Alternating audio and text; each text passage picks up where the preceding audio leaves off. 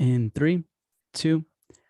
All right, it's time to talk with our featured guest, Dr. Paul Yu. Paul, how's it going, man? Hey, good, good. I'm glad that we could connect. It's good out here.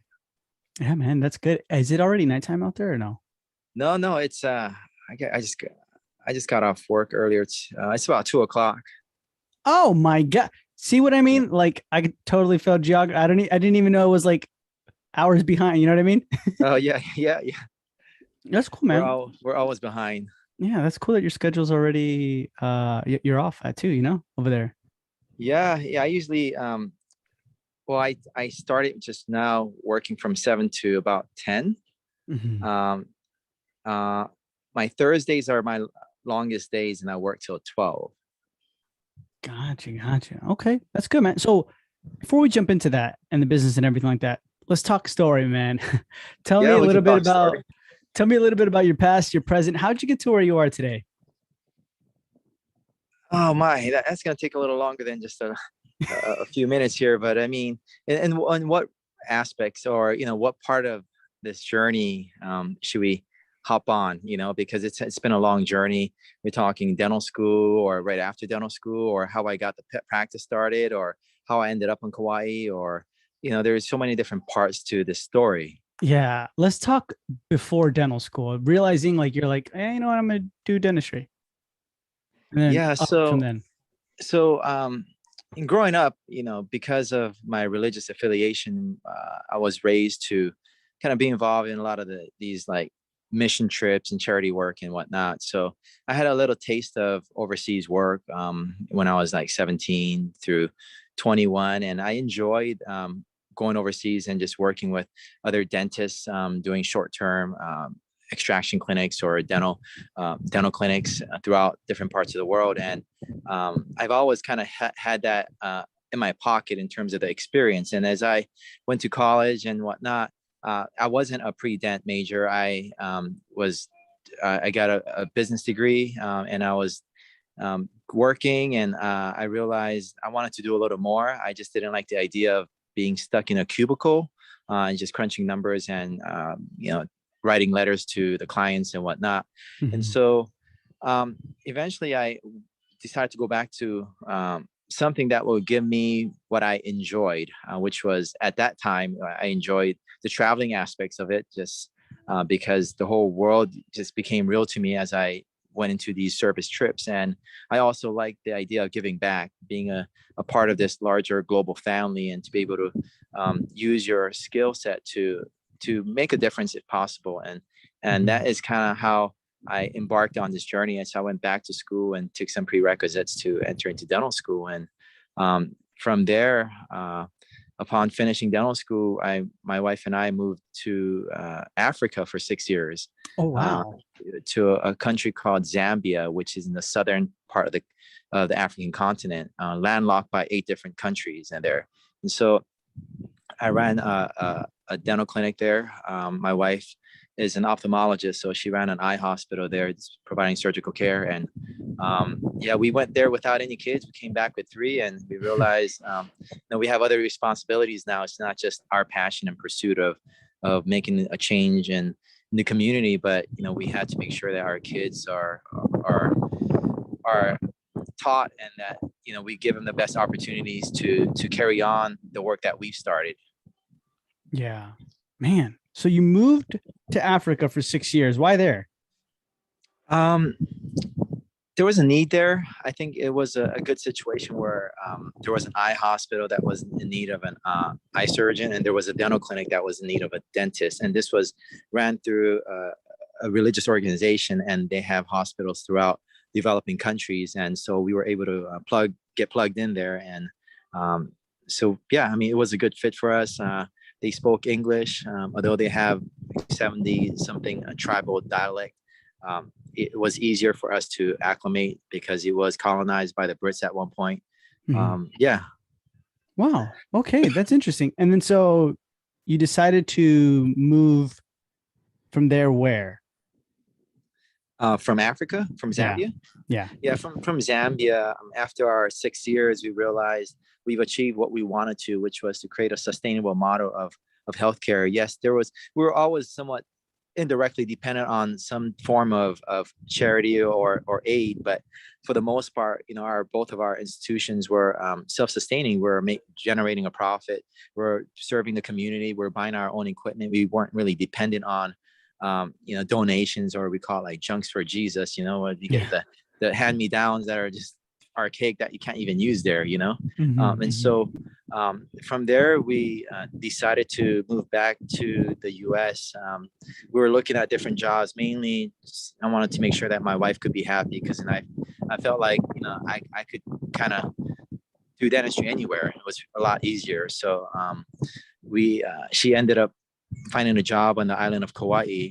I'm from the island of Oahu, so I have some roots back in the state of Hawaii. And my wife is born and raised in Southern California, but she Oh, acclimated fairly well, and she just fit right into the island life. And so we ended up coming to the island of Kauai, and and she started as an associate working for someone. And after a month of I was working for an associate as an associate for 1 month, and after that, I'm like, I can't do this, and I just decided to just build my own. And then and that's the story.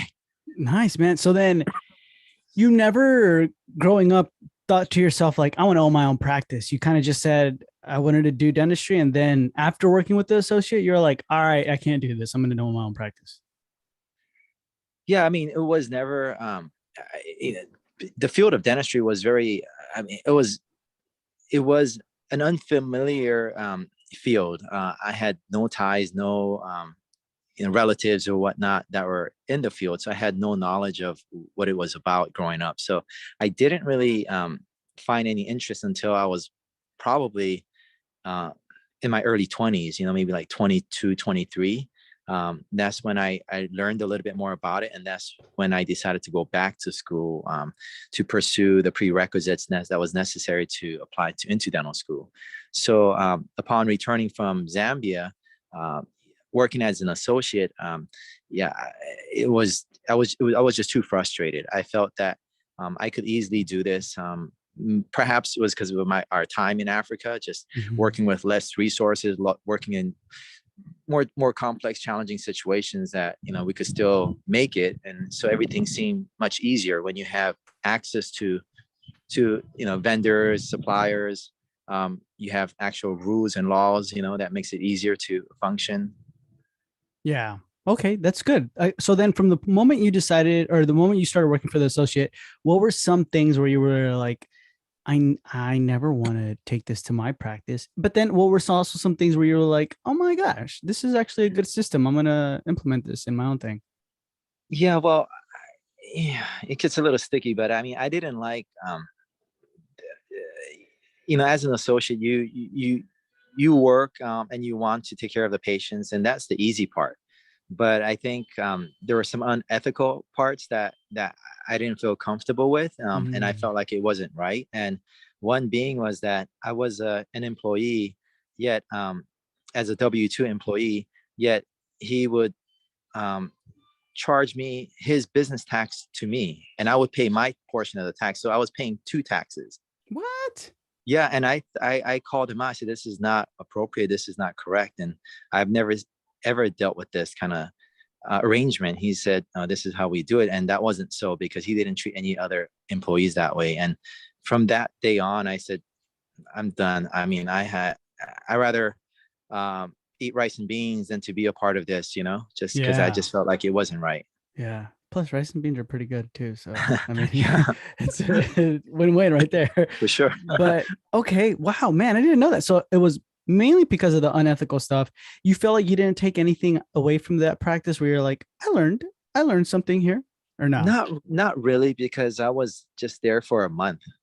Mm. Yeah, I worked there for a month, and I realized like this isn't gonna be for me.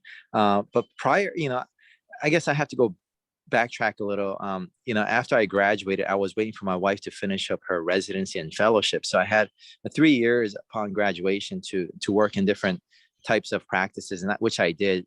Part of it was in Southern California, and part of it was in Rhode Island, so the west to the east. And so I had different experiences from all of that, and I think that helped um, help me decide, what I wanted to do in terms of do I have the ability to open a practice? Do I have the confidence? Can I actually do it? And do I have the skill set to actually make it? And so I felt pretty good about moving forward. Got you. So how long ago was this? In terms of opening the practice, Yeah, like were you, so for example, you quit your associateship after 1 month, and then from that point on, you decided, like, did you acquire a practice immediately, or what happened after that? no, I was just so fed up. And after I quit, I said, I'm going to do this myself. I mean, there's no way I can't make this work. Yeah. And so I just found space. I found space and we call it chicken scratch, a floor plan.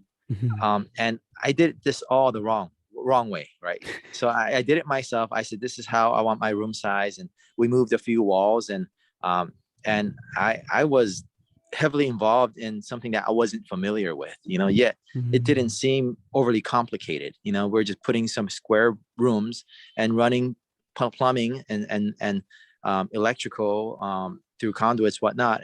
It just didn't seem that complex. And so I just found space and we built a practice. And it wasn't a very large practice. It's 1,500 square feet, has about 4 ops. And so that I mean, that was about 3 years now. Wow. And you still have the same practice? Yes.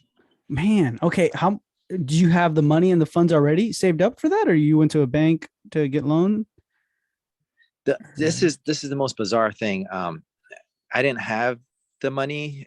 I didn't have much just because, you know, I didn't have a job. Yeah. Uh-huh. Um, uh, the interesting thing was that when I negotiated with the landlord of the building, I asked him that I can't pay rent until I actually start working, Yeah. because there's so many delays and it's just everything's on island time that construction can be much longer than most places. And so he was willing to give me 6 months, but I knew it may take me more than 6 months to build out a place. And so he agreed on the terms that when I opened, then my rent is due. So I had that protected. As for a contractor, I was working with a guy that he just wanted to get started. So he wanted 20,000 as just a startup payment, which I paid. And after that, he didn't come back for the rest of his money till today. I owe him a little over $100,000, and yet it's the most bizarre. I mean, it's the craziest thing. Just because I see him around, I say, yeah, let you know I got your money. I'm not going anywhere. And he's like, yeah, I know, I'll come get it. But I'm thinking, like, if it's over $100,000, a little over $100,000, that's, you can make a lot of interest off that, But Yeah. we're on like year 3, and he still is not knocking on my doors whatsoever. It's just craziest thing. In some ways, I'm like, maybe some random rich people gifted me this practice or something. I don't know. I have no words. I talk about this to my various reps, Patterson, Yeah. and they're just like, this is the craziest thing. No one would even do that. Most contractors want their money yesterday. Yeah. Yeah. So where did you find this contractor? How'd you find him? I found him because the landlord of the building, he uses him quite a bit to do a lot of other projects in the commercial space. But Okay. he had no like dental background, no knowledge. Even I didn't, but somehow we're able to kind of put it together and say, okay, this is how we want it, and we kind of built it as build, we call it. Mm-hmm. Mm-hmm.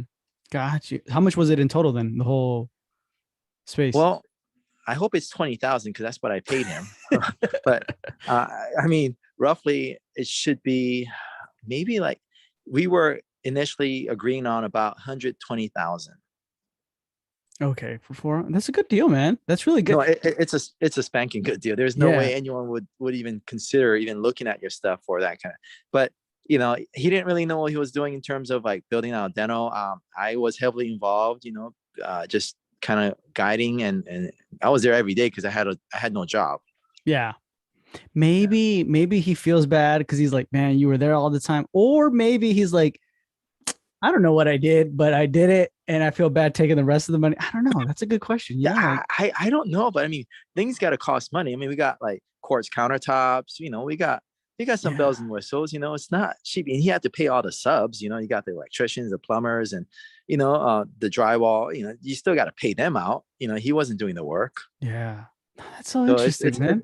it's crazy. I don't know. Like I said, I'm not saying much more. I just tell him like, let you know I'm here, not going anywhere, and I got your money. At one point, just let me know a couple months in advance so I can actually start giving you that money. Yeah. Yeah.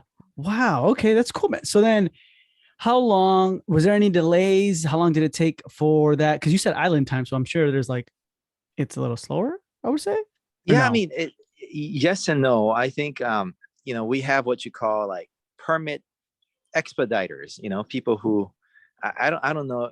I guess it's a legal thing because they call themselves expediters and they help expedite the permit, Mhm. and that just means that they go and knock on various county departments to get these things approved. And I think sometimes they bring like malasadas or some kind of donuts to kind of to massage that process. I don't know. Perhaps some people might think it's bribery or whatnot, but it's pretty common in this, I would say Asian cultural setting, Polynesian Yeah. cultural. Yeah. Okay. Wow. Okay. So then from that point on, did you do a demographic check before or anything like that? Or now you just said, hey, I'm going to open up here and that's it. And then started, you build out and everything? Yeah. I didn't see again, like all of these things I didn't do. I mean, I'm the one who drew up the plan. Like, think about it. I have no experience, and I had no knowledge. I didn't even know what a proper checking countertop height should be. All of those things were just kind of like just eyeballing it. Yeah. Somehow it worked out, but in terms of like the demographic studies and stuff like that, I've always been a firm believer that there's always room for another good dentist. If you're doing Yeah. good work and you provide ethical, compassionate care that's fair. I think there's always room. I mean, no matter where you are, Hawaii in numbers tend to seem like it's a pretty saturated market, but there's always room. Yeah. That's true. That's true. So then from that point on, right now, looking back from the practice you're working at, what are there any changes you would make to the design or anything like that or not? Oh yeah, yeah, most definitely. So I'm in the process of building out an 8 operatory space Wow. now. It's going to be in about we have about 2,800 square feet to play with. Mhm. And so that is where I'm building out the 8 operatories. And so, yeah, there are several things I would like. Keep in mind, like in the whole state of Hawaii, most of the dental offices are very, very small. Just the real estate is just just too high to support just multi uh, multi specialist facilities where you have large clinics and offices. So it's a little unique, and so yeah, we would like to have large, whether it's washer room, washer dryer room, or whether it's a staff lounge, whether all of those things. It is possible, but you have to sacrifice something for it. And so going forward, I think with a new build out, I probably work a little more closely with whether it's Patterson, whether it's Henry Schein, or some of the distributors, um, and also invest in things that will probably last much longer, whether it's ADAC cabinetries or or Mhm. even certain types of countertops and whatnot. And so, I mean, I think I've come to a point where I like to have nicer things that will last, though it's a little more pricey. But I think our patients would appreciate that. And yeah, some people would say that's not what brings money, but I think it's the whole experience of it all, right?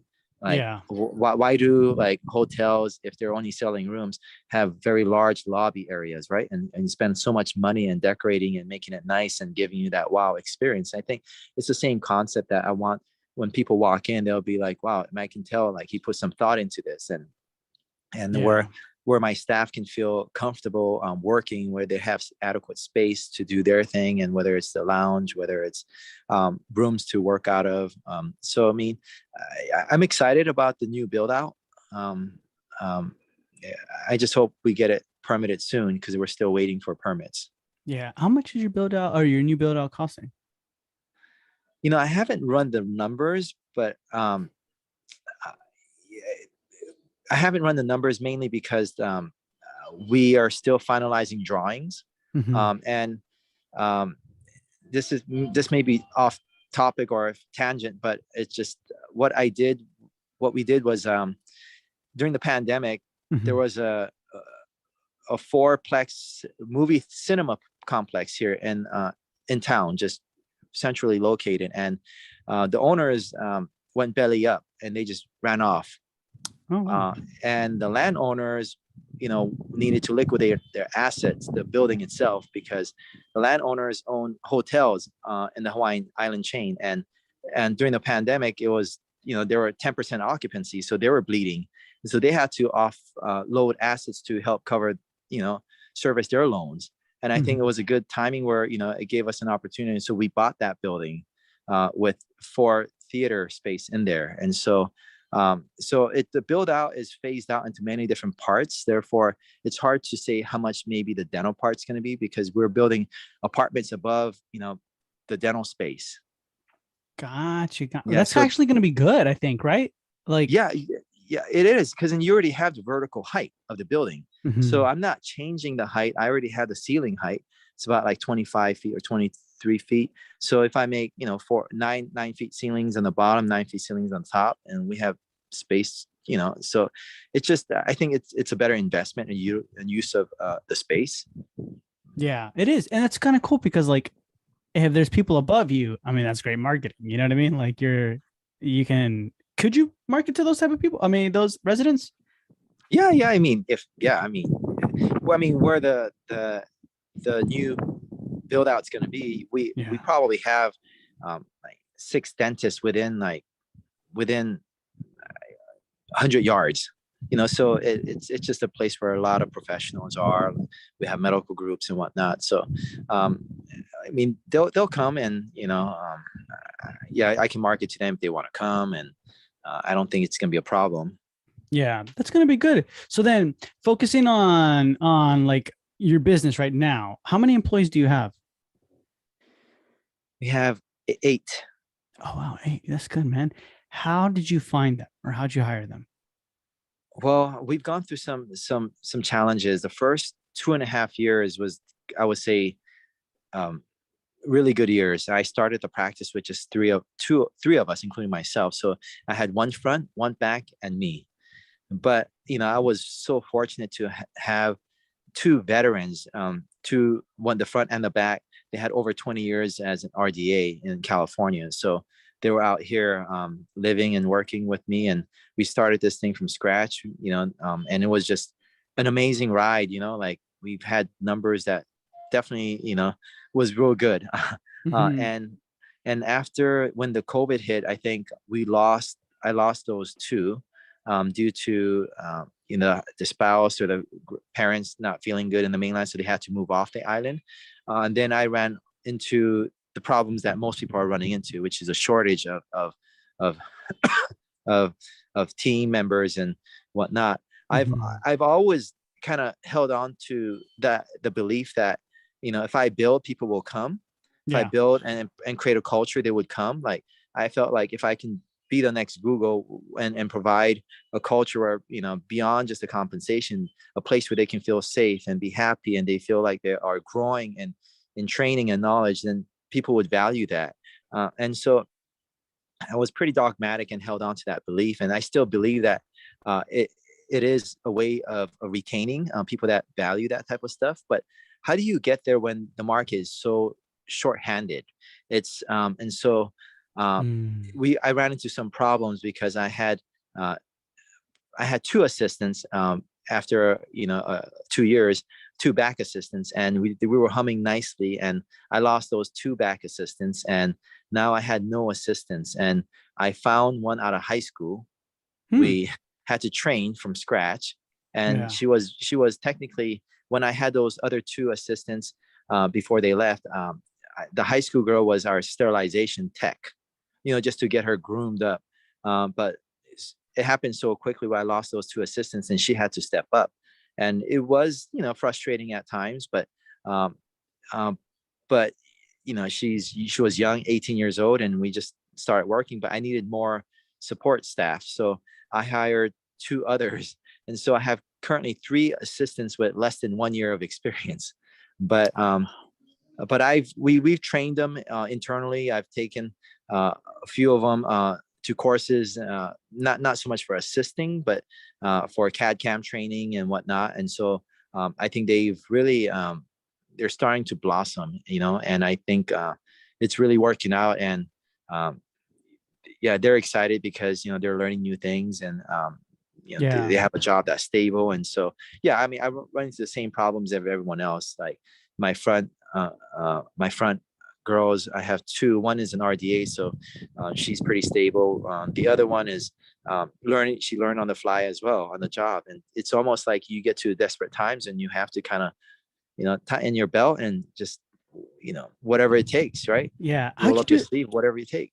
How did you do that though? How did you like reach out to like the people, find these people first and foremost? Like, oh, you're from high school, right? Like, I'm pretty sure you didn't like just go around and, you know what I I mean? think Like, so. I tried like the Indeed, I tried the Facebook, I tried Craigslist, and it was just kind of like all over the place because everyone's looking, and when everyone's looking, it's just hard to find.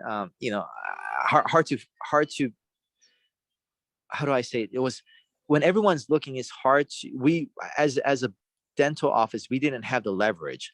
It's always mhm. they would be interested, but you have to play and you have to on their terms, and it may not be unreasonable, but we I wanted to make sure I had someone who had the proper attitude, and I felt like we just didn't find anyone at that time. And so um, so internally we had some of the existing team members, and they were able to I said, do you know anyone that's dependable and that's reliable and that's at least for me it was honesty, like I can Mhm. do it, help out with all the other areas, but I need someone who's honest because I'm just so busy staying in my circle of work that I cannot be cross-checking and auditing. I just don't have the energy nor the time.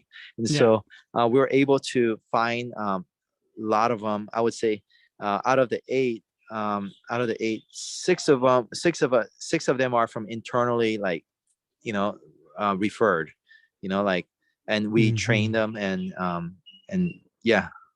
Wow. Okay. That's good. So then that kind of leads me to another question. Like, do you never audit the other employees' work or like what do you audit? Yeah, so when I talk about audit, it's mainly talking about, okay, is we have a list of things to do, whether it's maintenance, right? Are Mhm. you cleaning out are you shocking the lines, are you cleaning out the traps, and are you servicing the vacuum or in compressor, whatever. And so uh I don't, it's something that they have to do, but I didn't want to be the one that's going and checking around and every as a big brother. So I don't do Mm. that. I've delegated that to my office manager, and she doesn't really do a whole lot of that too. We I've always made it clear to them that um, I don't like to be micromanaging anyone. We're all adults. We're all here uh, to work together as a team, and if we can do that, we'll have success and we'll enjoy the success together. But the moment that we have to start micromanaging and telling you things that you should be doing and you're not doing, then we're gonna have some challenges. And so most of them. We're all on the same page. We're on the same wavelength. They know that we win championships as a team, not one individual, Mhm. and we work together, and we need the chemistry that is needed to get there. It's not just pure talent and skill set. And so I think we're all there. Yeah. Okay, that's good, man. I like that. Rewind a little bit because I know you said you always saw your practice the inside, like the team. You wanted it to be like the next Google, right? In your practice and built like a good culture and vision in the practice. What is your culture like then? Like, what would you say your team? What attracts them? What attracts the patients? What do they say about your practice? Yeah. So you know, I think culture can be defined in so many different ways, but Mhm. what I envisioned was that I would we would have so I guess what we can do. Sorry, my daughter downstairs playing her violin, so um, No, but it's okay. so what I'm trying to get to is I wanted to have a practice where um, everyone enjoys coming to work. And when I say that, I mean, to a certain degree, everyone, a lot of places people do like going to work and they like their work environment and whatnot. But for me, it was a little more than that, and that's why we created these what's called lifestyle hours. And we work from 7. The office is open from 7 to 3. I work a little less than that, um, and it's designed where, you know, they can beat the traffic. They come in, and when they're done at 3 o'clock, they can go home and take care of either their family. They can go to the beach. They can go to the gym. They can actually cook a meal and have a meal with their families, and therefore they can enjoy life outside of work on a daily basis. And so I think that makes it very attractive, because at the end of the day, I don't think anyone, I don't know how we got these working hours to be 8 to 5 or 9 to 5. I mean, who made that up? And if everyone follows that, then you're stuck in the same traffic as everybody else. You're going home in the same traffic. You come home and the husband and wife's hungry and the kids are hungry and everyone's, no, none of the duties are done. And I just feel like it's a very tiring or taxing environment, you know, because, you know, by the time you cook, it's 7 o'clock and you eat, and some people watch TV and they just go to bed. You do the same thing day in, day out until the weekend. And I just, you know, for me, that's not how I envision life to be. And Mhm. therefore, we created these like what you call lifestyle hours that really can benefit our team members, because when they go home and they're well and they build relationships with friends and spouse or family members, then, you know, they come home. I mean, they come back to work refreshed, energized, ready to give it their 110. When we work hard. And when it's time to go to the beach, they can enjoy that without feeling like, you know, they owe something, you know. Yeah. This is Monday through Friday, those hours? Monday through Wednesdays 7 to 3, and Mhm. Thursdays 7 to 12, and Fridays we don't work. Dude, this is amazing. Like, I love that. The lifestyle. You're right. You're right. Who did make up 9 to 5? You know, Yeah, I like mean, what? yeah, and if you get stuck in that 9 to 5 that rut, then you are. I mean, think about traffic. Most of the places you got to drive far, and you know some of them are stuck in an hour one way, hour back. That's 2 hours of your life. That's one whole day of work that you're stuck and you're not paid for. I know, man. And it's like, so I live in LA, right? And I think about it, and it's like the traffic just to get to one place and then coming back. Like some people never see the sun. Some people never see Yeah, the sun. Wow, lifestyle. And you feel like that alone already is like a huge game. Like it's true. Who invented 9 to 5? I don't know, but that's like pretty bad hours, right? yeah, yeah. It's the funniest thing is, you know, anytime you decrease hours and you decrease not working any days, right? Um, you would think that, you know, you would feel the impact financially, right? Mm-hmm, mm-hmm. Because, you know, we all believe that, you know, 24 hours a day, if you can work, that's better. But that hasn't, I mean, I can't say too much because I haven't really worked those traditional hours, but I do know that, you know, we've exceeded, you know, our goals on a regular basis. And, you know, as a startup, I would consider our startup to be very successful. Yeah, man, that's all. So you've adopted these hours since the very beginning, since you opened?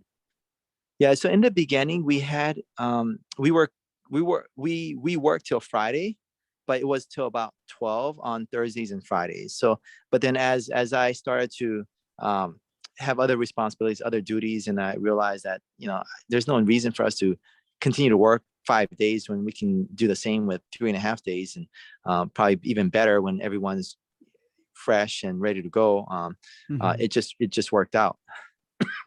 Yeah, that's true. It gives less people less time to do all that other like, you know what I mean? Like where you're kind of almost pretending to be working, like you're busy, but you're not productive, but you're just trying to be there because you know you're supposed to be there. You know what I mean? And making the Yeah, boss yeah, happy. yeah. Exactly. I think, you know, you can't give it your 110. Everyone's there about giving about 70%, but they just have to work these long, you know, drawn out hours, and like it's not efficient nor is it productive. And if it is productive, it's just, you know, I think there's a lot of room for unnecessary drama to come into practice if they don't have the time to do other things outside of work.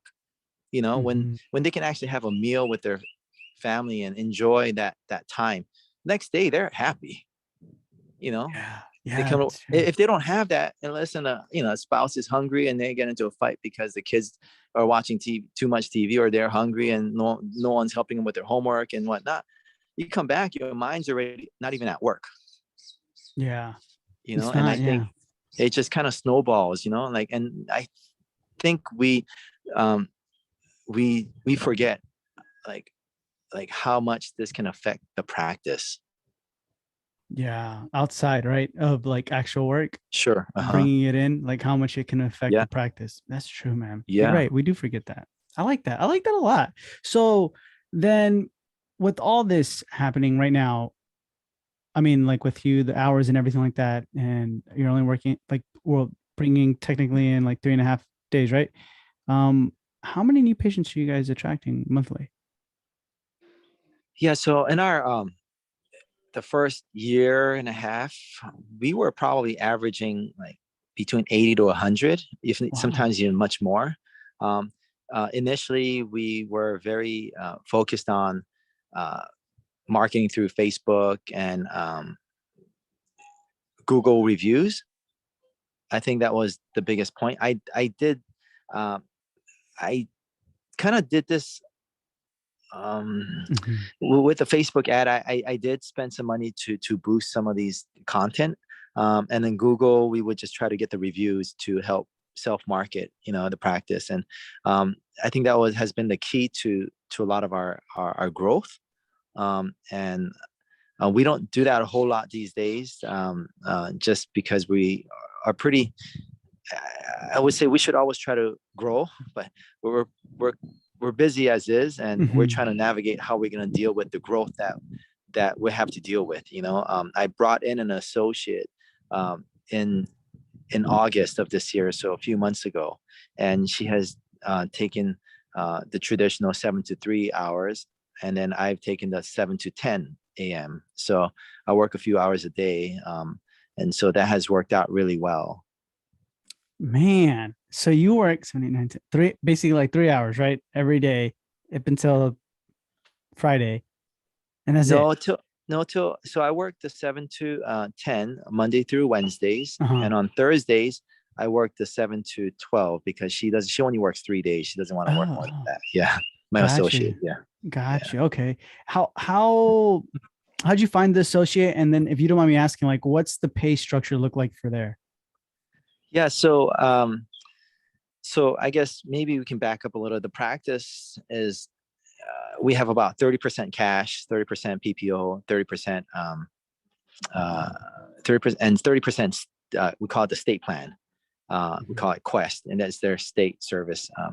The I found my associate when she was visiting, and she attended church, and she Mhm. knew I was a dentist. I knew she was in, so we kind of kept in touch, and we've always said, what are you doing and whatnot. So uh, once she was done with her, she worked in the community health service, getting her loans paid off Mhm. out of Arizona.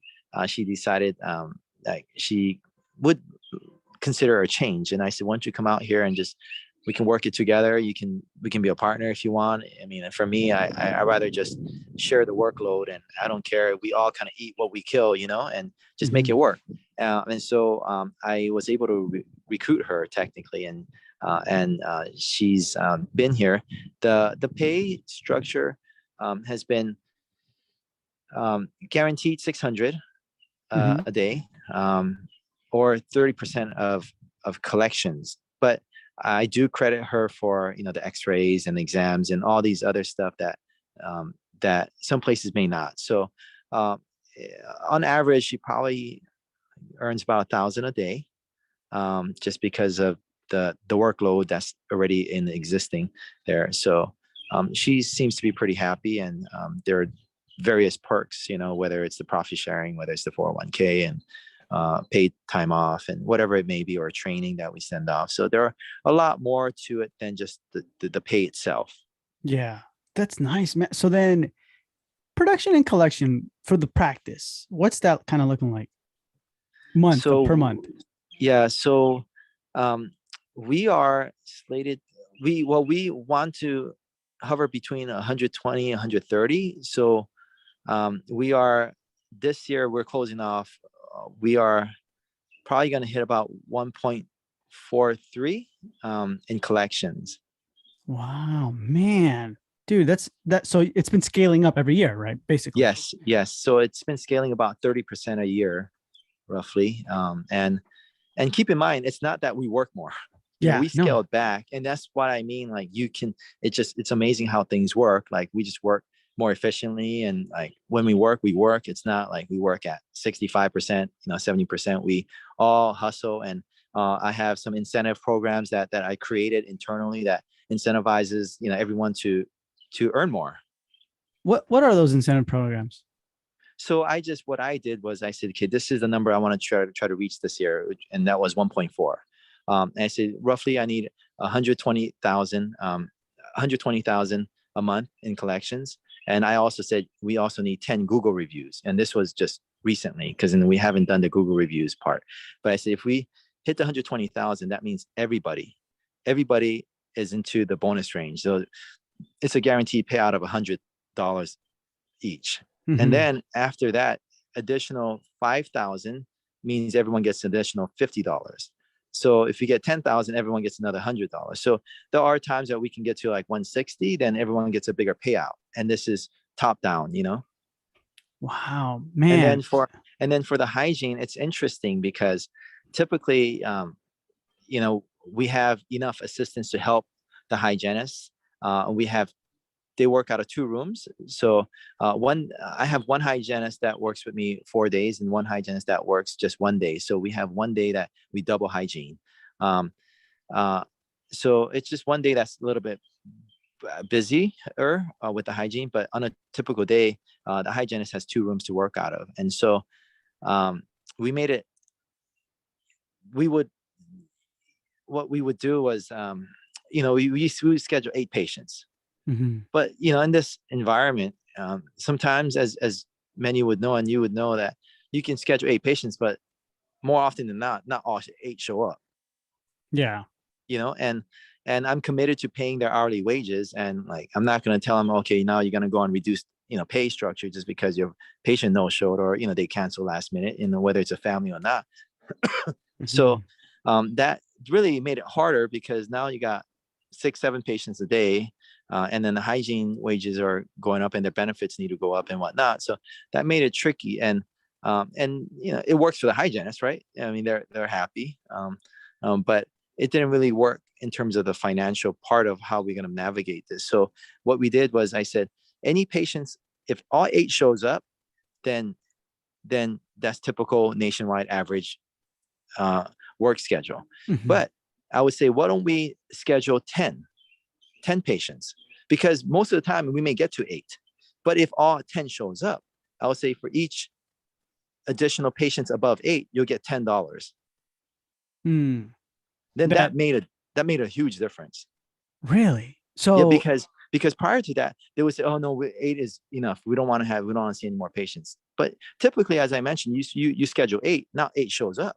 You know, hmm, hmm. so so now that we have this incentive program of like, well, any patients that show up above 8, you get $10. So they're like, yeah, let's firm up the schedule. Let's get 11 in, and we'll get the assistants breaking down rooms, cleaning up rooms, and taking X-rays necessary. So it's not that they're gonna have less time with the patients in terms of their work. They have the same amount. We just have the ancillary staff to help support this growth. Wow. Okay. So they don't feel like they're being rushed or anything like that. They don't, or did anybody ever say like, hey, Paul, and that's not the case. It's like, we don't have the bandwidth for that or no? I mean, if you have 2 rooms and you have assistants that are breaking down the rooms, setting up the rooms, sterilizing, taking x-rays, I mean, typically that's all done in 1 hour for, I would say on average hygiene practice. They have to Hmm. do all of that. But if that is done by someone else and they just want to, you know, uh, do their part of work, I think there's plenty room and plenty time to do that. It's really up to them because we said that we can get you to 8 patients, but typically only 6 or 7 will show up. So And everyone's somewhat motivated to earn a little more. And so if you can earn another $30, that increases your hourly rate by like what, $4 or so, which is pretty nice. Yeah. And then so who keeps do you keep track of all this? Like they all like let's just say every day, like or except for like 3 days out of the month, they decided, like we didn't reach the patient thing. Do you have like a system to track all this or no? No, no. I mean, it's we just my office manager knows. Okay, this is the day they got bonus. This is the day they didn't get bonus. It's if it should cut both ways, but it doesn't. When I say it should cut both ways, it's sometimes as a practice, whether 8 show up or 5 show up, I mean we still pay the hygiene rate for daily rate, right? And so, Yeah. but then when they do well, they have the potential to earn more, and it's not. And yeah, the practice has a potential too, but the practice takes more of the risk than anything else because rain or shine, we still pay out the daily rate. Yeah, that's true, man. I like that. I like that a lot. Like, and so that's for every single employee. Let's just say they all saw 11 patients that day. Every single employee gets that extra $10 or, No, no, not no, no. So what it is if they saw, let's say, 11 patients, if the hygienist saw 11 patients, that helps create the production goals for the practice. So everyone indirectly benefits, right? Because if we're mm, trying to get to 120, we're trying to get to 120, um, mhm.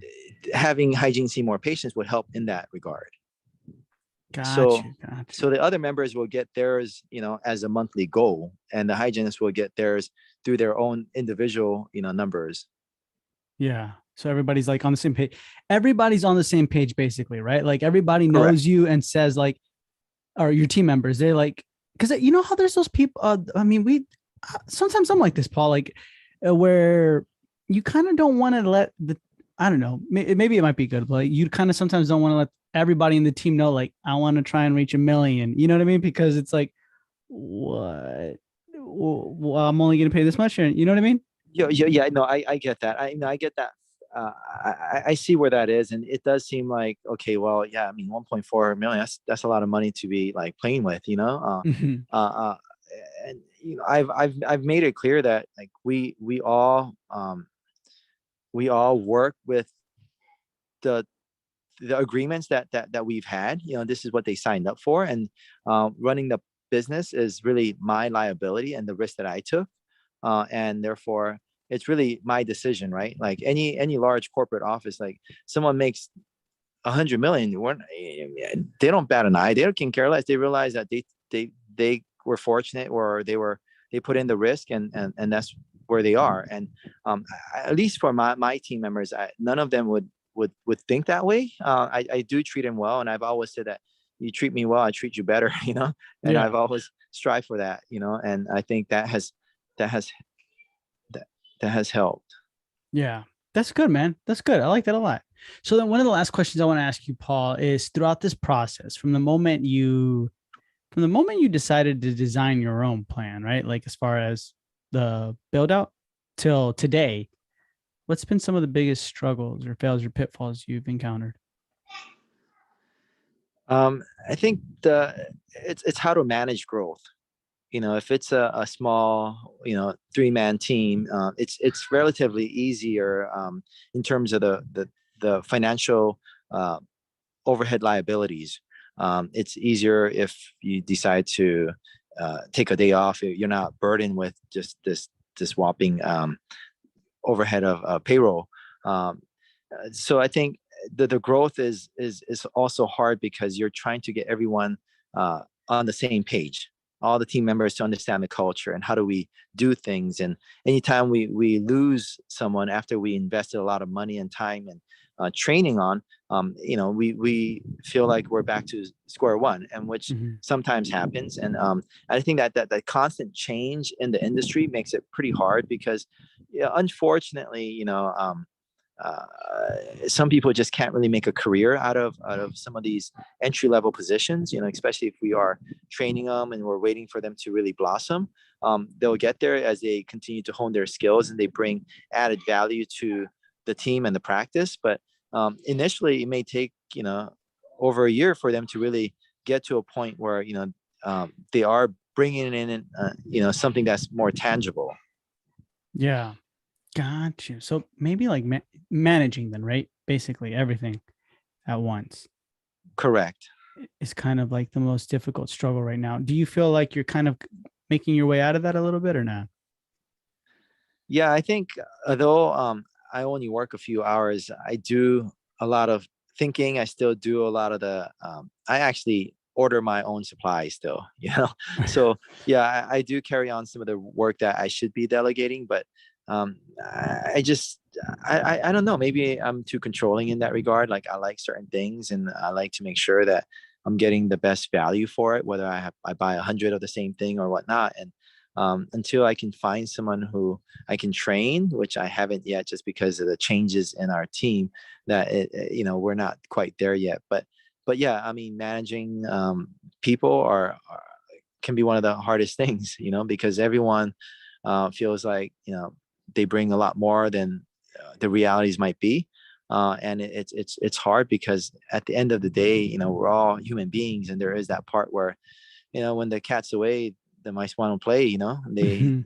It's just hard, and there is that. That's why the trust needs to be there, and the ability to have them uh, work on their own, not be micromanaged, is such a key part for me. Yeah.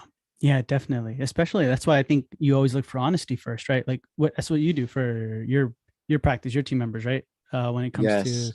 because I feel like if they're big on that, then the trust kind of can kind of fall into place a little bit better, you know? Yeah, for sure. Because if you're always doubting, and if they're not honest, that means you got to exert more energy to check, right? And that's more time and headache. Yeah. No, I agree 100%. Awesome, Paul. Thank you so much for being with us. It was a pleasure. But before we say goodbye, can you tell our listeners where they can find you? Well, I practice in the island of Kauai, so if any of you want to, if any of you come visit the beautiful Garden Island, whether it's for honeymoon or vacation, come let me know and stop by. I'll take you out to lunch. Awesome, man. I appreciate it, Paul. Thank you so much for being with us. It was a pleasure, and we'll hear from you soon. All right, Michael. Nice chatting with you.